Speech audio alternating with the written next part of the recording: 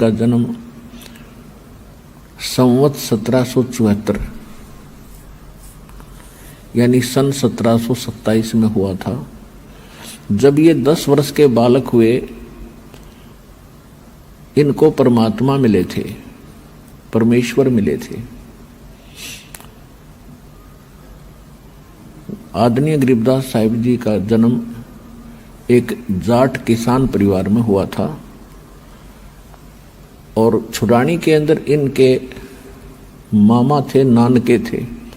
इनका मूल गांव करौथा, जिला रोहतक, हरियाणा के अंदर है। ये अपने नाना के यहाँ रहा करते थे। इनके पूज्य पिताजी वहाँ घर जमाई रहा करते थे। गरीबदास जी के माता के कोई भाई नहीं था, जिस कारण से उनके गरीबदास जी के पूज्य पिताजी श्री बलराम जी धनखड़ वहाँ घर जमाई रहा करते थे। वहीं इनका जन्म हुआ था 10-12 वर्ष के बाद वहाँ रहने लगने के उपरांत। इनके जमीन बहुत थी, लगभग 1400 एकड़ जमीन थी और खेतों में उस समय गौवें बहुत रखा करते किसान लोग। 100-100, 150-150 गाय रखा करते। वर्षा हो जाती, घास हो जाता था, फसल बहुत कम होती थी, जिस कारण से पशु धन से ही वो अपना व्यवसाय चलाया करते थे, निर्वाह किया करते थे। तो गरीबदास जी जब 10 वर्ष के हुए सन 1727 में परमात्मा सतलोक से आए और ये खेतों में गऊ चरा रहे थे, वहां परमात्मा आकर मिले। और भी अन्य गवाले थे, पाली थे। सब ने परमात्मा से कहा, एक साधु रूप में आए थे भगवान, जिंदा महात्मा के रूप में, और उन सब ने कहा था महाराज आप भोजन पाओ। परमात्मा ने कहा था भी भोजन तो मैं पाकर आया हूं अपने गांव से। आपका गांव कौन सा है महात्मा जी, आपका गांव कौन सा है? पालियों ने पूछा। परमात्मा ने बताया कि मेरा गांव सतलोक है। अब उनको पता नहीं था होगा कोई गांव कितने सतलोक भी होगा। फिर उन बच्चों ने, पालियों ने, क्योंकि बड़े उम्र के भी थे, 50 वर्ष के, 40 वर्ष के, कोई 20, कोई 10 वर्ष के, सबसे छोटे गरीबदास जी थे 10 वर्ष के। तो सभी ने प्रार्थना की कि देखो आप हमारे खेतों में आए हो, हमारे द्वार पर आए हो, हम साधु संत अतिथि को बगैर कुछ खिलाए पिलाए जाने नहीं दिया करते। हमारा ये नियम है, हमारी आत्मा दुख पावेगी, आप कुछ खा पी कर अवश्य जाओ। तो परमात्मा ने कहा भी दूध पिला दो। उन्होंने कहा जी दूध पी लो, फिर खाना नहीं खाते। तो परमेश्वर ने कहा कि मैं कुंवारी गाय का दूध पीता हूं। तो जो बड़े उम्र के पाली थे, मैच्योर से, वो कहने लगे बाबा जी आपकी नीत ठीक को नहीं, आप तो मजाक कर रहे हो हमारे साथ, आप दूध पीना ही नहीं चाहते।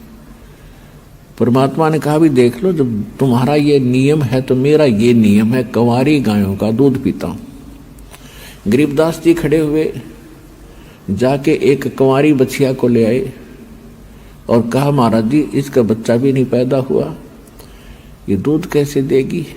तो परमात्मा ने कहा कि तुम्हारे पास दूध निकालने का कोई पात्र है? तो गरीबदास जी एक छोटा सा मटका उठा लाए, ये लो जी साफ करके रखा है। परमात्मा ने कहा कि इसके नीचे रखो, सतन के नीचे। गरीबदास जी पकड़ कर बैठ गए। परमेश्वर खड़े हुए, साधु महात्मा के जिंदा के रूप में थे, और गऊ के ऊपर ने थपकी मारी, लंबे लंबे सतन हो गए, अपने आप दूध चल पड़ा, पात्र भर गया, दूध बंद हो गया।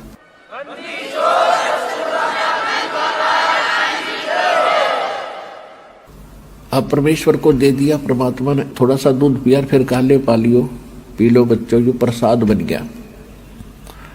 अब ऐसे ज्ञान की कमी के कारण जो बड़े बड़े पाली थे उठकर चले गए कि जादू जंत्र का दूध है, कुंवारी गाय का दूध है, हम पीवे को नहीं, पाप का है। तो और तेरी जात का पता नहीं तो कौन सी जाति का है, झूठा कर दिया।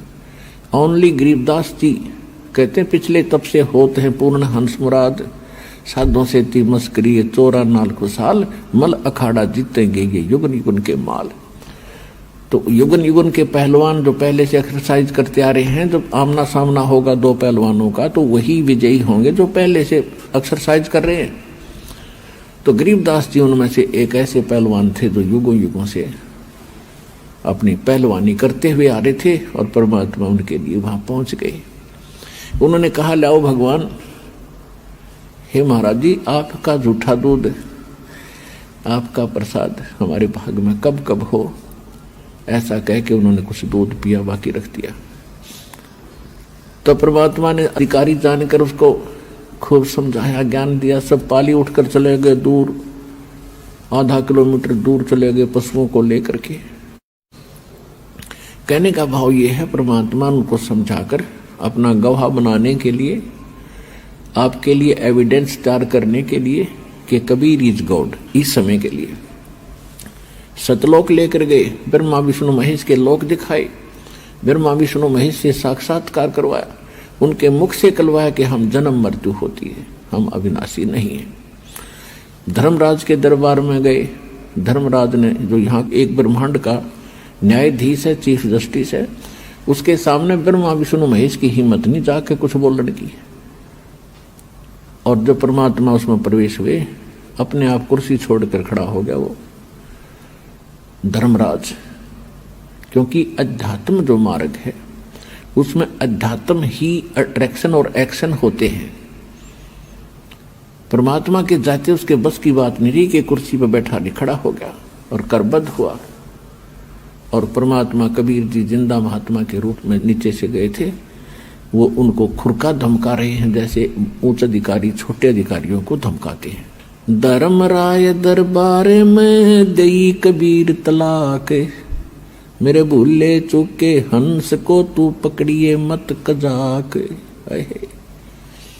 जैसे बड़ा अधिकारी छोटे अधिकारी को आदेश भी देता है और साथ में उसको सतर्क करते हुए डांट भी लगाता है, इस प्रकार परमात्मा वहां बोल रहे हैं। और गरीबदास जी देख रहे हैं, बाबा जी तो कमाल का आदमी है, इसकी तो बड़ी पावर है, इतना बड़ा देवता खड़ा हो गया, कुर्सी छोड़ के, सिंहासन छोड़ के खड़ा हो गया। तो परमात्मा ने कहा कि सुन ले धर्मराज, जिसने मेरा नाम ले लिया, मेरा जो अनुयायी है, उसका तू अकाउंट भी मत करना।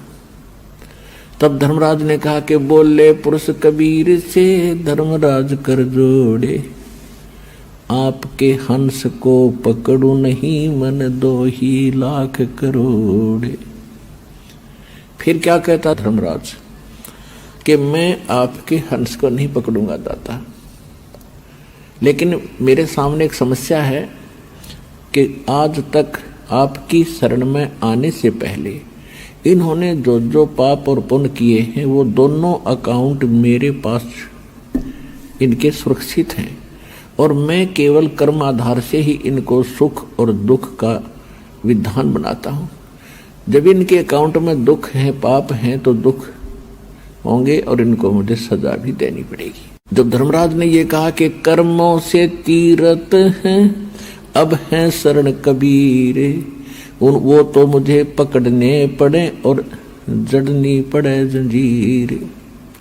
परमात्मा क्या बोले, तेरे कर्म भरम ब्रह्मांड के मैं पल में कर दो नेश, जिन हमारी दुहाई दी सो करो हमारे पेश। परमात्मा ने कहा कि ये कर्म तुम न करवाए, इनसे उल्टा ज्ञान दे के, सारा गलत ज्ञान प्रचार करवा के, और ये कर्म भ्रम जो ब्रह्मांड के एक पल में इनके सब नष्ट कर दूंगा, मेरे पास ले आना।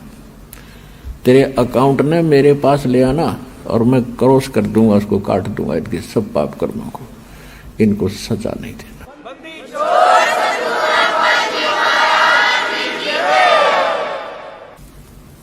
पुण्यात्मा, अध्यात्म मार्ग का अपने को कैख भी पता नहीं था आज तक, और हम जिन गुरुओं को गुरु मानते थे वो गुरु नहीं थे, वो टीचर नहीं थे। जो टीचर हमारे अपने अध्यात्म बुक से, होली बुक से के ज्ञान से परिचित नहीं, तो टीचर कैसा? जो अध्यापक अपने पाठ्यक्रम से अपरिचित है, उसके अतिरिक्त ज्ञान सुना रहा है, तो आदमी ठीक नहीं, वो टीचर ठीक नहीं। फिर परमात्मा सचखंड लेकर गए उस प्यारी आत्मा को, गरीबदास जी को वहां अपना सारा सब कुछ दिखाया। और वहां जाकर गरीबदास जी ने देखा कि एक अन्य रूप में वही परमात्मा सिंहासन पर बैठे, जैसा राजा बैठता है, सिर पर मुकुट है, हीरे पन्ने जड़े हुए हैं, सिंहासन बहुत सुंदर है, बहुत बड़ा एक छतर उनके सिर के ऊपर है सफेद, और एक बहुत बड़ा गुम्बद, मंदिर नुमा गुम्बद है, उसके सेंटर में भगवान विराजमान है। नीचे से जिंदा महात्मा के रूप में जो गए थे भगवान, वो वहां चंवर उठा करके अपने दूसरे रूप पर चंवर करने लगे, जैसे एक सेवक अपने गुरुजी पर करते हैं। तो गरीबदास जी देख रहे हैं कि भगवान तो ये है जो सामने तख्त पर बैठे हैं, और ये बाबा जी यहाँ का कोई इनका सेवक है। इतने में वो सिंहासन पर बैठे भगवान तेजो में शरीर, यानी एक रोम में करोड़ सूर्य मिला करोड़ चंद्रमा, इतनी रोशनी उस मालिक की। वो खड़े हो गए और बाबा जी बैठ गए तख्त पर, उस सिंहासन पर बैठ गए, और उस चंवर को वो तेजो में शरीर वाले भगवान एज ए सेवक, सेवादार की तरह चंवर कर रहे हैं बाबा जी पे, जिंदा महात्मा के ऊपर। अब गरीबदास जी देख रहे हैं, क्योंकि बालक हैरान है कि ये बाबा जी है या भगवान है, भगवान ये है या ये है। इतने में तेजो में शरीर उस कबीर परमात्मा जो जिंदा महात्मा के रूप में थे मालिक, उसमें समा गए, और इतना नूर हो गया उस दाता का। तब परमात्मा ने कहा कि बेटा गरीबदास, ये जितने भी पृथ्वी पर प्राणी है, 21 ब्रह्मांड के अंदर जितने जीव हैं, वो सभी यहाँ रहा करते थे।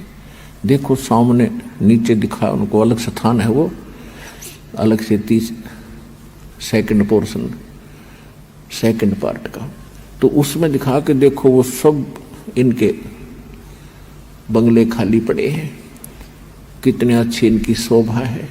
ये भोली आत्मा गलती करके चले गए, छोड़ के स्थान। अब उसको देखकर गरीबदास जी ने कहा कि भगवान मुझे यहीं रख लो, मैं नहीं जाता नीचे। परमात्मा बोले बेटा ऐसे नहीं रख सकते, आप जब यहाँ थे आप भक्ति से परिपूर्ण थे और सब इच्छा से गए हो, अब मैं आपको अपनी इच्छा से लाया हूँ, आप नीचे जाओ, मेरे गवाह बनो कि कौन परमात्मा है। आपने आंखों देख लिया है, ब्रह्मा विष्णु महेश से आपकी मुलाकात करा दी है, जिसको नीचे के व्यक्ति सुप्रीम पावर मानकर धोखा खा रहे। और ये धर्मराज था जो सबका न्याय लेखा जोखा करता है, जो आप अभी आपसे मुलाकात कराई थी, और इसको मैंने आदेश दे दिया, दे रखा है, मेरा जो भक्त हो जाएगा, ये अकाउंट नहीं करे उनका, वो मेरे को पास आएंगे, अन्यथा देखो वो कैसे उन्होंने नरक में डाल रखे हैं, किसी को कहीं सजा दे रहा है, ये यही दिलाता है। और जो मेरी शरण में आ जाता है ना, फिर ये काल के दूत उसको सताते नहीं। और जाओ तो आप मेरे गवाह बनो बेटा, आपके भाई बहन बहुत दुखी हो रहे हैं, और कलयुग के अंदर एक ऐसा समय आएगा, मेरा इस काल के साथ वायदा हुआ है, और इसने स्वयं कहा है कि कलयुग में कितने जीव ले जाना। तो जब कलयुग की बिजली पीढ़ी शुरू होगी तब मैं सबको पार करूंगा, और उसके लिए ये आपके गवाही की आवश्यकता पड़ेगी कि हु इज गॉड, परमात्मा कौन है। तो गरीबदास जी को समझा बुझा के वहां से तैयार किया, और बताया कि मैं 120 वर्ष काशी में भी रहा था, बनारस में, लेकिन ये भोली आत्मा मुझे पहचान नहीं सकी, और आप जाना मेरी गवाही देना। परमात्मा ने उनके अंदर वो अमृतवाणी फीड कर दी, जो 600 वर्ष पहले परमेश्वर ने कहा था धर्मदास जी को कि 12वां पंथ जो कबीर पंथ से चलेगा वो गरीबदास का होगा, और उस 12वें पंथ के प्रवर्तक यानी गरीबदास जी 1774 में उनका जन्म होगा। तो उनके द्वारा मेरी महिमा की अमृतवाणी पुनः प्रकट होगी यथार्थ ज्ञान की, क्योंकि वो बीच के अंदर जो काल के एजेंट संत आएंगे कबीर पंथ में, वो कबीर सागर में कुछ फेर बदल कर देंगे। अपनी सूझबूझ से वो उसको काट छांट कर सकते हैं। इसलिए इस यथार्थ ज्ञान को पुनः जीवित रखने के लिए, पुनः प्रदान करने के लिए गरीबदास जी के माध्यम से ये तत्व ज्ञान फिर से मालिक ने दिया, जो दास अब आपको सुनाने जा रहा है। तो उसके बाद गरीबदास जी को वापस छोड़ दिया। उधर से क्या हुआ कि बच्चे को मृत जानकर देखा, हिलाकर वो गिर गए। मृत जानकर शमशान घाट पर रख दिया था, चिता पर रख दिया था। अग्नि लगाने वाले थे, तभी परमात्मा ने उनकी आत्मा को वापस भेज दिया। उसके बाद उस परमपिता से प्राप्त ज्ञान को आंखों देखे ज्ञान